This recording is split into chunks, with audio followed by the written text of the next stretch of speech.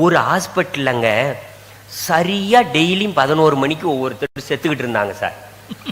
சரியா 11 மணிக்கு. ஆச்சரியம் என்னன்னா, செத்துறாங்கிறது ஆச்சரியம், கரெக்டா 11 மணிக்கு டிக்கெட் வாங்கினா சார். இருக்கிற எல்லா டாக்டரும் ஒரு நாள் என்னன்னு பார்த்துருவோம்டா அப்படின்னு இருக்கிற எல்லா ஸ்பெஷலிஸ்டும் அன்னைக்கு அங்க வந்துட்டாங்க. கரெக்டா டைம் 10:55, 56, 57. அவங்களுக்கு திக்கு திக்கு திக்கு திக்குன்னு 59 ஆவறதுக்குள்ள இவங்க யாரேன்னு டிக்கெட் வாங்கிடுவாங்களோன்னு பயமா இருக்கு. கரெக்டா 11 ஆச்சு சார். என்ன நடந்துச்சுன்னு பார்த்தாங்க.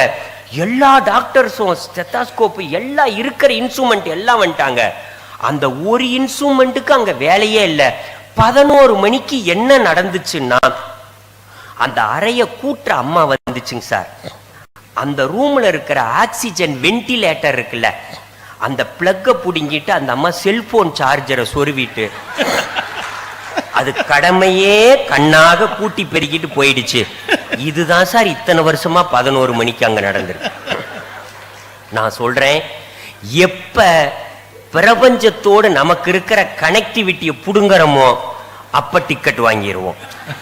இந்த பிரபஞ்சத்தோடு நமக்கு இருக்கிற தொடர்பைத்தான் நான் தவம் என்கிறேன். நடுவர் அவர்களே, ஒரு செய்தி, மருத்துவ முறையை மாற்றுங்கள் டாக்டர்னு வைரமுத்து ஒரு கவிதை எழுதியிருப்பாருங்க. டாக்டர், மருத்துவ முறையை மாற்றுங்கள் டாக்டர். வாயை திற என்பீர்கள், வயிறே தெரியும்படி வாய் திறப்போம். நாக்கை நீட்டு என்பீர்கள், கல்கத்தா காளி போல நாக்கை நீட்டுவோம். முதுகு திருப்பி மூச்சு இழு என்பீர்கள், அப்போதுதான் உண்மையாகவே சுவாசிப்போம். பயப்படாதீர்கள் என்று அருள்வாக்கு சொல்வீர்கள். வாசிக்கவே முடியாத மொழியில் வாய்க்குள் நுழையாத வார்த்தையை கிறுக்கி காகிதம் கிழிப்பீர். பயப்படாதீர்கள் என்று அருள்வாக்கு சொல்வீர்கள். போதாது டாக்டர், இது எங்களுக்கு போதாது. நோயாளி ஒரு பாமரன், சொல்லிக் கொடுங்கள். நோயாளி ஒரு மாணவன், கற்றுக் கொடுங்கள். வாயில் மூச்சு வாங்காதே, காற்றை வடிகட்டும் வசதி வாயில் இல்லை, மூக்கில்தான் இருக்கிறது என்று சொல்லுங்கள் டாக்டர்.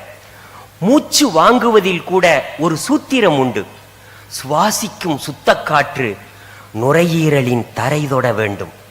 ஆனால் உள்வாங்குகிற ஒவ்வொரு மூச்சும் நுரையீரலின் தலை கூட தொடவில்லையே. சாராயம் என்கிற திரவ நெருப்பு கல்லீரலை கருக்கிவிடும். கல்லீரல் என்பது கழுதை மாதிரி, பாரம் சுமக்கும், ஆனால் படுத்தால் எழுந்திருக்காது. பயமுறுத்துங்கள் டாக்டர். ஒரு கால் வீக்கமா, உடனே கவனி, யானைக்கால் நோயின் அறிகுறியாக இருக்கலாம். இருகால் வீக்கமா, இப்போதே கவனி, சிறுநீரகத்தில் சிக்கல் இருக்கலாம். 50 வயதை தொட்டதும் பசிக்கவில்லையா, மார்பு பகுதியில் கரையாத கட்டியா, வாயில் ஆறாத புண்ணா, சோதிக்க சொல்லுங்கள். நம்மை அறியாமலே புற்றுநோய் நம் உடலில் ஆனா ஆவண்ணா எழுதியிருக்கலாம். நோயாளியிடமிருந்து துக்கத்தை துரத்துங்கள் டாக்டர். நோய் என்பது துக்கமில்லை, அந்நிய கசடு வெளியேற உடம்பு நடத்துகிற உள்நாட்டு யுத்தம்தான் நோய் என்று சொல்லுங்கள். சர்க்கரை என்பது நோய் அல்ல, அது உடலின் குறைபாடு என்று சொல்லுங்கள். எரிக்காத கொழுப்பும் செரிக்காத உணவும் சுடுகாட்டு தேரின் சக்கரங்கள் என்று சொல்லுங்கள் டாக்டர். ஊமை ஜனங்கள், அவர்கள் உள்ளொளி அற்றவர்கள். பிணி வந்து இறந்தாலும் முனி வந்து இறந்ததாய் முனகுவர். நோய் விரட்ட நினைக்காமல் பேய் விரட்ட நினைப்பார்கள். யோகா அது வியாதி தீர்க்கும் வித்தை என்று சொல்லுங்கள். உயிர் நெருப்பை உருட்டி உருட்டி கொண்டு வந்து நெற்றி பொட்டில் நிறுத்த சொல்லுங்கள் டாக்டர். எப்பொழுதுமே தட்டில் மிச்சம் வைக்காதே, வயிற்றில் மிச்சம் வை. மருந்தையே உணவாக்காதே, உணவையே மருந்தாக்கு. பசியோடு உட்கார், பசியோடு எழுந்திரு சொல்லுங்கள் டாக்டர். அவிக்காத காய்கள் தான் அமிர்தம் என்று சொல்லுங்கள். பச்சை உணவுக்கு பாடம் நடத்துங்கள் டாக்டர். கோணல் இல்லா மனிதன் கூணன் ஆகி போனான், ஏனாம் அவன் டப்பா உணவை சாப்பிட்டது தானாம். விஷப்பாம்பு கடித்தும் ஒருவனுக்கு விஷமேறவில்லையாம். ஏனாம் அவன் உப்பில்லாமலே சாப்பிட்டது தானாம். ஆரோக்கியமான மனிதனுக்கு ஒரு நாளைக்கு 1/2 கிராம் உப்பு போதும் என்கிறார்கள். ஆனால் உப்பை கொட்டி கொட்டி வளர்க்கிறாயே மனிதா, உடம்பு என்ன செடியா கொடியா? ஒன்று மட்டும் சொல்லுங்கள் டாக்டர், ஒருபோதும் மரணம் மனிதனை தேடி வருவதே இல்லை, மனிதன்தான் மரணத்தை தேடி ஓடுகிறான் என்று சொல்லுங்கள் டாக்டர். எல்லோரிடமும் 2 கேள்வி கேளுங்கள் டாக்டர். மலச்சிக்கல் இல்லாமல் பொழுது விடுகிறதா, மனச்சிக்கல் இல்லாமல் பொழுது முடிகிறதா?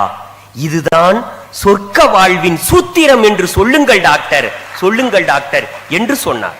நடுவர் அவர்களே, நான் ஒரு செய்தியோடு நிறைவு செய்கிறேன். கிராமத்துக்காரங்க என்ன பார்த்தாலே தெரியும். ஐயா ஆமாங்கிறார், கோவை தனபால் ஐயா. கிராமத்துக்காரன், அவனுக்கு டாக்டர்கிட்ட போனான் சார். டாக்டர்கிட்ட போனான், பார்த்துட்டு உங்களுக்கு சுகர் வந்துருச்சுட்டார். எங்காலும் மிரண்டு போயிட்டான். நான் கடுமையா உழைப்பேன் டாக்டர், எனக்கு எப்படி சுகர் வந்துச்சுன்னா? உடல் சக்தி மீறி உழைச்சாலும் சுகர் வந்துரும்னார். ஐயோ அப்படின்னா, அதுக்காக உழைக்காமலே இருந்தாலும் சுகர் வந்துரும்ட்டார். நல்லா சாப்பிடுவீங்களான்னார். வயிற்றுக்கு வஞ்சகமாக்க மாட்டேங்க, நல்லா சாப்பிடுவேன்னார். அளவுக்கு அதிகமா சாப்பிட்டாலும் சுகர் வந்துரும்ட்டார்.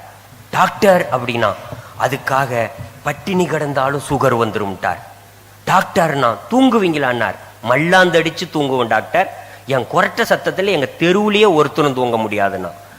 சாப்பிட்டு சாப்பிட்டு தூங்குனீங்கனாலும் சுகர் வந்துரும்னார். அப்பனா டாக்டர்னா தூங்காமலே இருந்தாலும் சுகர் வந்துரும்ட்டார். அவனால பொறுக்க முடியல, எந்திரிச்சிட்டான். சார் என்ன சொல்றீங்க? சாப்பிட்டா வருங்கிறீங்க, பட்டினி கிடந்தா வருங்கிறீங்க, தூங்குனா வருங்கிறீங்க, தூங்கலைனா வருங்கிறீங்க, இப்ப என்னதான் சார் சொல்றீங்கன்னா, இந்த மாதிரி டென்ஷன் ஆனாலும் சுகர் வந்துரும்ட்டார். அவன் கீழே உக்காந்து, அட கடவுளே அப்படின்னா, இந்த மாதிரி கவலைப்பட்டாலும் சுகர் வந்துரும்ட்டார். அவன் டாக்டரோட கையை பிடிச்சி, டாக்டர் கண்ணீரால உங்க கையை கழுவுறேன், இதெல்லாம் உங்க சிலபஸ்ல இருக்கான்னா. அவர் சொன்னார், எனக்கே 15 வருஷமா சுகர் இருக்குன்ட்டார். நடுவர் அவர்களே, எனவே உடலை மதிப்பதும் உயிரை மதிப்பதும் அதுவே தவம்.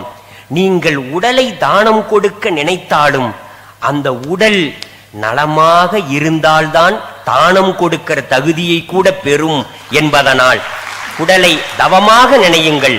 வாய்ப்புக்கு நன்றி.